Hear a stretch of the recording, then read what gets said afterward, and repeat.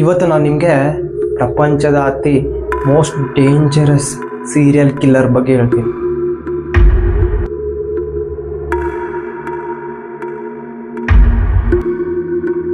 ಎಷ್ಟು ಕ್ರೂರವಾಗಿದ್ರು ಅಂತಂದ್ರೆ ಅವ್ರು ನೋಡಿದ್ರೆ ಜನ ತುಂಬಾ ಹೆದರ್ತಿದ್ರು. ಅವರ ಒಂದು ಕೃತ್ಯಗಳು ಆ ರೀತಿಯಾಗಿದ್ವು.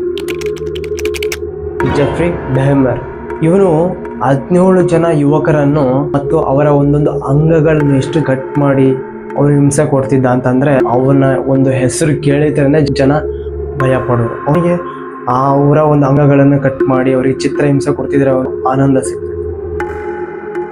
ಜಾನ್ ವೇನ್ ಗೇನ್ಸಿ ಇವನ್ನ ಇನ್ನೊಂದು ಹೆಸರಿನಿಂದ ಜನ ಕರಿತಿದ್ರು, ದ ಕ್ಲೌನ್ ಕಿಲ್ಲರ್. ಇವನು 33 ಜನ ಯುವಕರ ಇದ್ದವ್ರು ಜನ ಮಾಡ್ತಿದ್ರು.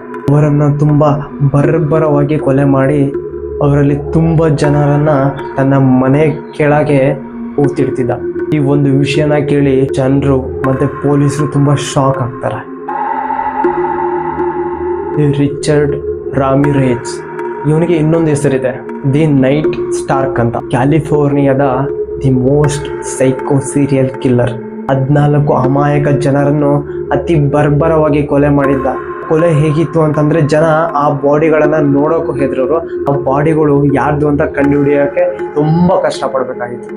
ದಿ ಎಡ್ಮಂಡ್ ಕೆಂಪರ್ ಇವನ ಇನ್ನೊಂದು ಹೆಸರು ಏನಂತಂದ್ರೆ ದಿ ಕೋ ಇಟ್ ಕಿಲ್ಲರ್ ಅಂತ. ಇವನ ಒಂದು ಹುಚ್ಚಾಟ, ಇವನ ಒಂದು ಸೈಕೋ ಪಾತ್ ಲೆವೆಲ್ ಯಾವ ಲೆವೆಲಿಗೆ ಹೋಗಿತ್ತು ಅಂತಂದ್ರೆ ಅವನ ಹೆತ್ತ ತಾಯಿ ಮತ್ತು ಅಜ್ಜಿಯರನ್ನ ತುಂಬಾ ಕ್ರೂರವಾಗಿ ಕೊಲೆ ಮಾಡಿದ್ದ. ಆ ಒಂದು ಕೊಲೆ ಇವತ್ತಿಗೂ ಹಿಸ್ಟ್ರಿಲಿ ದಿ ಮೋಸ್ಟ್ ಡೇಂಜರಸ್ ಆಗಿದೆ. ಅವನು ಕೊಲೆ ಮಾಡಿ ಅಷ್ಟು ಭಯಾನಕವಾಗಿ ನಗ್ತಿದ್ದ, ಚೀರಾಡ್ತಿದ್ದ. ಅದನ್ನ ಕೇಳಿದ ಇವತ್ತಿಗೂ ಆ ಜನರು ನಿದ್ದೆಯಲ್ಲಿ ಎದ್ದೇಳುತ್ತಾರೆ.